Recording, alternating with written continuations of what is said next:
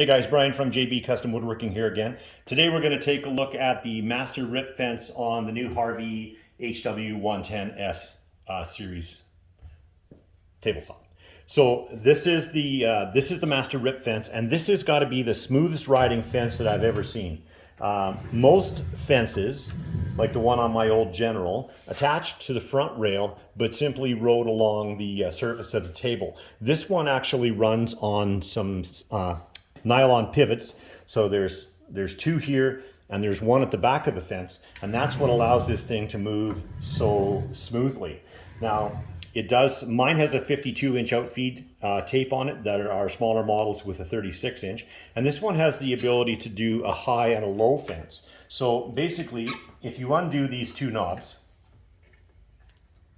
you can slide the fence out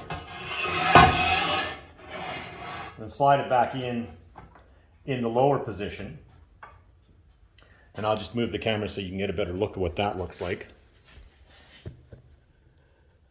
And the idea with being in the lower position was if you had, say, a cabinet door that had the trim on the door was sticking over on both sides, if you put it on the lower position, you could actually put one piece of the trim underneath this fence, one piece of the trim on this fence, and then the fence itself would ride along the structure of the door, and that would allow you to trim off the door using the full height of the door and not the height of the trim as you're measuring.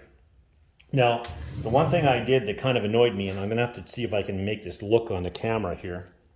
See this giant scratch here? When I was first setting up the fence, one of these two set screws was in the wrong position and it was putting too much pressure on it, and I didn't realize it.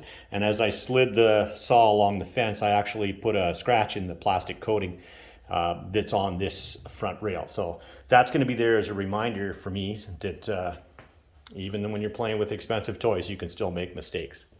But the fence itself does seem to do a really good job of locking in place. If you're wondering why there's a hole in the table, that's because they short shipped me one of the pieces of the table and it won't be here for another week or so. So for now, we're just putting up with the hole in the table. But when you pull down on the locking mechanism on this saw, it's very solid, and it's not going to go anywhere at all. Now, on this side here, we've got the two sight glasses, and this is the one for the high and this is the one for the low, and these are slightly adjustable. So when you're putting your tape on, if you get it off by say a 1/4 inch or so, you can accommodate that by putting these loosening these screws and moving the sight glasses. Now it also has the nylon bushings here and here, and what these are for is to true your fence up so that it's perfectly square with the blade.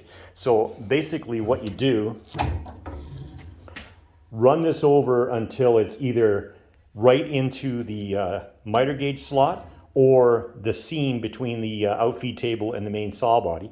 And then if it's not square, so if this distance doesn't exactly equal this distance back here, then what you can do is you can just adjust these two screws. So if you tighten this one, it moves the blade that way.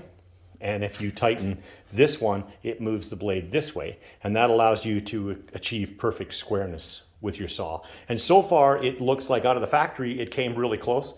Just took a bit of a minor adjustment, but it seems to be working really well now. So that's kind of it for the introduction to the master rip fence. I'm quite pleased with it so far. Going to keep going with this new series of videos here to introduce you to the Harvey 110S.